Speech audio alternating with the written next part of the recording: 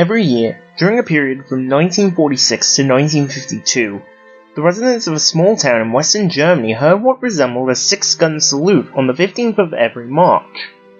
Some residents made frequent trips into the surrounding hills in hopes of finding the source of the noise, but to no avail. The townsfolk eventually named the area Gunpowder Hill. The children of the town even created a legend around it, stating that soldiers, who in that time were missing, had been executed and were buried somewhere in the hill. The purpose of the 6-gun salute was to guide people to the location of the men. On the 15th of March every year, the children would gather at the edge of town, eagerly awaiting the 6 gunshots to be heard. In late 1941, the hills on the outskirts of the small German town were surveyed for the future construction of a NATO military site. The military base was to consist of a series of deep underground bunkers and weapon supplies, in the case of a Soviet invasion. In February 1952, construction began. Just 4 weeks later, the crew began digging a massive 200-foot deep hole for the future underground storage bunkers. It was during this time that the crew made a morbid discovery.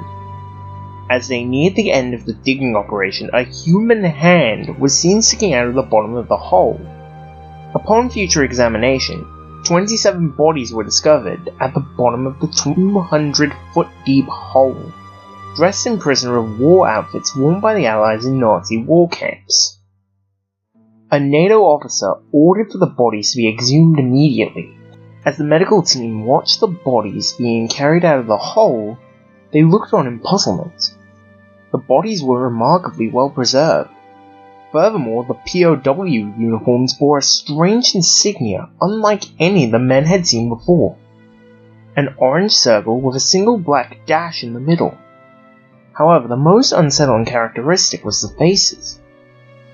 Their eyes were wide open and their mouths were sealed shut with an unknown adhesive. The bodies were immediately dispatched to the local morgue for identification and pathological examination.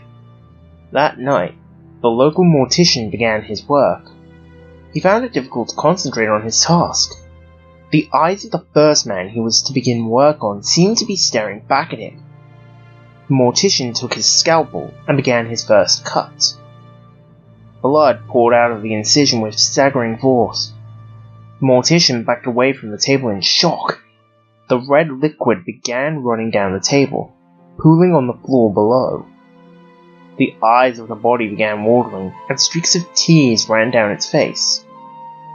Soon, its eyes rolled back into its head. The bleeding ceased.